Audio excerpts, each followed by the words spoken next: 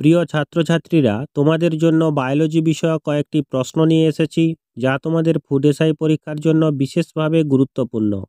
তোমাদের জন্য ভিডিওটির মধ্যে একটি সহজ প্রশ্ন রয়েছে। প্রশ্নের উত্তরটি জানলে অবশ্যই কমেন্ট করে জানিও। চলো শুরু করা যাক। দূরের দৃষ্টি ব্যাহত হলে তাকে কি বলে? Myopia, cataract, hypermetropia, leukaemia. সঠিক উত্তর অপশন এ, মায়োপিয়া, যার অর্থ হচ্ছে হর্ষদৃষ্টি। এটি চোখের একটি ত্রুটি, যার কারণে একজন ব্যক্তি কাছের বস্তু পরিষ্কারভাবে দেখতে পায়, কিন্তু দূরের বস্তু পরিষ্কারভাবে দেখতে পায় না। এই ত্রুটির ফলে রেটিনা এবং দূরবিন্দু কাছাকাছি আসার আগেই প্রতিবিম্বটি তৈরি হয়। বায়োলজি শব্দটি প্রথম কে ব্যবহার করেন? Mendel, Lamarck, de Vries, Darwin. সঠিক উত্তর অপশান বি, ল্যামার্ক। জীববিজ্ঞানের পাশ্চাত্য প্রতিশব্দ বায়োলজি, যেটি দুটি গ্রিক শব্দ বায়োস, যার অর্থ জীবন, এবং লগিয়া, যার অর্থ জ্ঞান থেকে এসেছে। প্রথম 1800 সালে জার্মানিতে ব্যবহৃত হয় এবং পরবর্তীতে ফরাসি প্রকৃতিবিদ ল্যামার্ক জীবিত বস্তু সংক্রান্ত অনেকগুলি শাস্ত্রের ধারক নাম হিসাবে এটির প্রচলন করেন। শক্তির মূল উৎস কি? সূর্য, কাঠ, কয়লা, সাগর। সঠিক উত্তর অপশান এ, সূর্য। পৃথিবীর সব শক্তির মূল উৎস হচ্ছে সূর্য। সূর্য থেকে যে শক্তি পাওয়া যায় তাকে সৌরশক্তি বলে। সূর্য থেকে প্রতিনিয়ত যে পরিমাণ শক্তি পৃথিবীতে এসে পৌঁছায় তা সূর্যের উৎপন্ন শক্তির 200 কোটি ভাগের 1 ভাগ মাত্র। জীবনের উৎপত্তি প্রথম কোথায় ঘটে? স্থলভাগে, সমুদ্রের জলে, মহাকাশে, পাথর স্তূপে। সঠিক উত্তর অপশান বি, জীবনের উৎপত্তি সমুদ্রের জলে প্রথম ঘটে। আত্মঘাতী থলি বা সুসাইডাল ব্যাগ কাকে বলে? Centrosome, mitochondria, ribosome, lysosome. সঠিক উত্তর অপশান ডি, লাইসোজোমগুলিকে কোষের সুসাইড ব্যাগ বলা হয়, কারণ তাদের মধ্যে হাইড্রোলাইটিক এনজাইম সঞ্চিত থাকে। কোষের মস্তিষ্ক কাকে বলা হয়? Mitochondria, centrosome, nucleus, lysosome. সঠিক উত্তর অপশান সি, নিউক্লিয়াসকে কোষের মস্তিষ্ক বলা হয়, কারণ এতে কোষের ডিএনএ থাকে, যা জেনেটিক উপাদান যা কোষের সমস্ত ক্রিয়াকলাপ নিয়ন্ত্রণ করে। মস্তিষ্ক যেমন শরীরের সমস্ত ক্রিয়াকলাপ নিয়ন্ত্রণ করে, তেমনি নিউক্লিয়াস কোষের সমস্ত ক্রিয়াকলাপ নিয়ন্ত্রণ করে। কোষ কে আবিষ্কার করেন? Robert Hooke, Purkinje, Robert Brown, Oparin. সঠিক উত্তর অপশান এ, রবার্ট হুক। 1665 খ্রিস্টাব্দে আদি প্রকৃতির একটি অণুবীক্ষণ যন্ত্র ব্যবহার করে রবার্ট হুক প্রথমে কর্ক কোষ আবিষ্কার করেন এবং পরে আরও কিছু জীবন্ত উদ্ভিদ কোষ আবিষ্কার করেন। জীবনের ক্ষুদ্রতম একক কি? কোষ, অঙ্গ, কলা, স্নায়ু। সঠিক উত্তর অপশান এ, কোষ। কোষ হল সকল জীবদেহের গঠন, বিপাকীয় ক্রিয়াকলাপ ও বংশগতিমূলক তথ্য বহনকারী একক। এটি জীবের ক্ষুদ্রতম জীবিত একক, অর্থাৎ একটি কোষকে পৃথকভাবে জীবিত বলা যেতে পারে।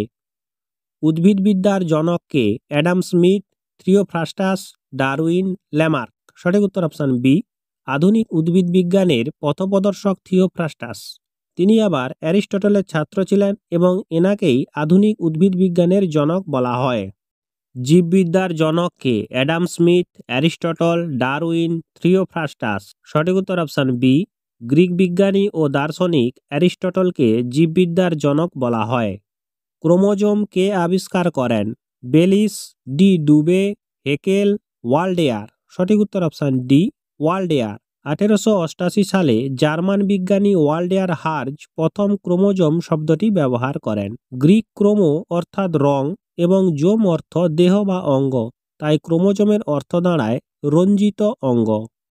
পরিণত মানুষের দেহে কয়টি হাড় থাকে? 150টি, 206টি, 175টি, 250টি।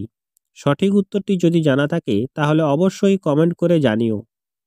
মানুষের দেহে কয় জোড়া ক্রোমোজোম থাকে? 23 জোড়া, 35 জোড়া, 12 জোড়া, 25 জোড়া। সঠিক উত্তর অপশান এ, মানুষের শরীরের প্রতিটি কোষে সাধারণত 23 জোড়া ক্রোমোজোম থাকে, যা মোট 46টি।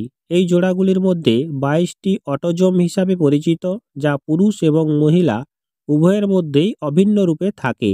23তম জোড়াটি যৌন ক্রোমোজোম, পুরুষ এবং মহিলাদের মধ্যে ভিন্ন রূপে থাকে। চিংড়ির রেচন অঙ্গের নাম কি? নেফ্রিডিয়া, সবুজগ্রন্থি, সিটা, ক্ষণপদ। সঠিক উত্তর অপশান বি, সবুজগ্রন্থি। চিংড়ির রেচন অঙ্গের নাম হলো অ্যান্টেলাল বা গ্রিন গ্ল্যান্ড অর্থাৎ সবুজগ্রন্থি। বৃক্কের গঠনগত ও কার্যগত একক কাকে বলে? নিউরন, নেফ্রন, মেনিনজেস, কোষ। সঠিক উত্তর অপশান বি। বৃক্ক বা কিডনির গঠনগত ও কার্যকরী একককে নেফ্রন বলে। স্নায়ুতন্ত্রের গঠনগত ও কার্যগত একককে কি বলে? Neuron, nephron, meninges, pleura. সঠিক উত্তর অপশান এ। নিউরন হলো স্নায়ুতন্ত্রের গঠনমূলক ও কার্যকরী একক এবং স্নায়বিক কলার মৌলিক একক। তারা উদ্দীপনার সংবেদন জীবের বিভিন্ন অংশ থেকে সংকেত প্রেরণের জন্য দায়ী। ক্রিপিং কোন প্রাণীর গমন পদ্ধতি? অ্যামিবা, ইউগ্লিনা, কেঁচো, ক্রাইসামিবা। সঠিক উত্তর অপশান সি, কেঁচো। কেঁচোর গমন অঙ্গের নাম হচ্ছে সিটি। আর কেঁচোর গমনে সাহায্যকারী পেশির নাম হচ্ছে অনুদৈর্ঘ্য বা বৃত্তাকার পেশি।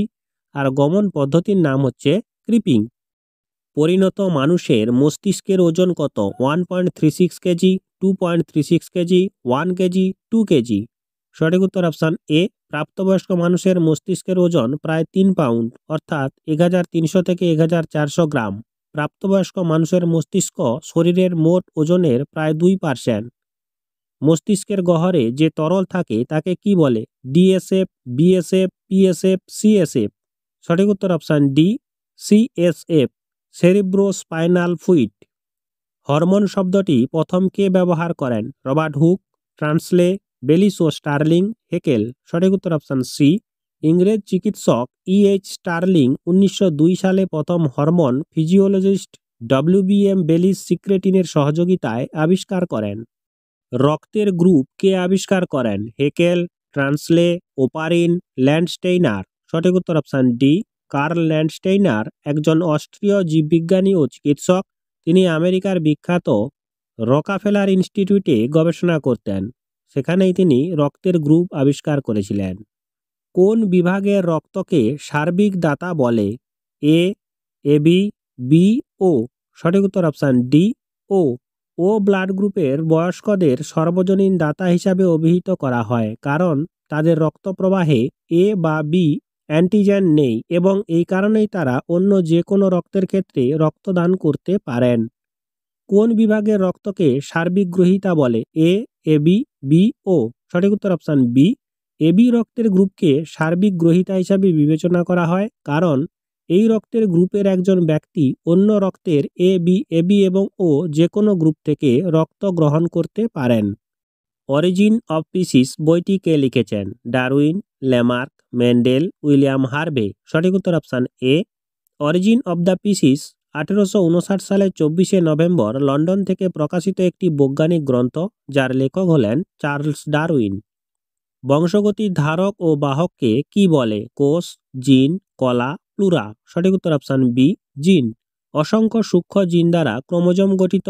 জিন বংশগতির ধারক ও বাহক এবং এর মাধ্যমে বংশ পরম্পরায় প্রজাতির বৈশিষ্ট্য অক্ষুণ্ণ থাকে।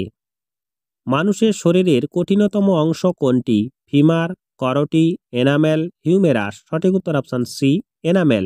দেহের সবচেয়ে কঠিন অংশের নাম এনামেল। মানব শরীরের কঠিনতম কলা। এটি দাঁতের ক্রাউন অর্থাৎ মাড়ি থেকে বহির্গত দৃশ্য অংশের বাইরের আচ্ছাদন। একটি লোকাল হরমোনের উদাহরণ দাও। টেটোস্টেরন, ইনসুলিন, অ্যাড্রেনালিন, থাইরক্সিন। সঠিক উত্তর অপশান এ, টেটোস্টেরন। যেসব হরমোন উৎসস্থলে বা উৎসস্থলের নিকটে ক্রিয়া করে তাদের লোকাল হরমোন বলে। উদাহরণ হচ্ছে গ্যাস্ট্রিন, সিক্রেটিন, টেটোস্টেরন, এরিথ্রোপায়েটিন, সেরোটোনিন, প্রোস্টাগ্ল্যান্ডিন প্রভৃতি। মিউটেশন তত্ত্বের জনককে? ল্যামার্ক, হুগো দা ভিস, লুই পাস্তুর, ডারউইন। সঠিক উত্তর অপশান বি, হুগো দা ভিস। পরিব্যক্তি বা মিউটেশন শব্দটি হুগো দা ভিস 1901 সালে প্রথম ব্যবহার করেছিলেন। তিনি 1881 সালে আমস্টারডাম বিশ্ববিদ্যালয়ের উদ্ভিদ শারীরতত্ত্বের অধ্যাপক ছিলেন। কোষের পাওয়ার হাউস বা শক্তিঘর কাকে বলে? Lysosome, Golgi body, ribosome, mitochondria. সঠিক উত্তর অপশান ডি, মাইটোকন্ড্রিয়াকে কোষের শক্তি উৎপাদন কেন্দ্র বা পাওয়ার হাউস বলা হয়। হাঁপানি রোগ কোন দূষণে হয়? বায়ু দূষণ, জলদূষণ, শব্দ দূষণ, মাটি দূষণ। সঠিক উত্তর অপশান এ, হাঁপানি রোগ বায়ু দূষণের ফলে হয়।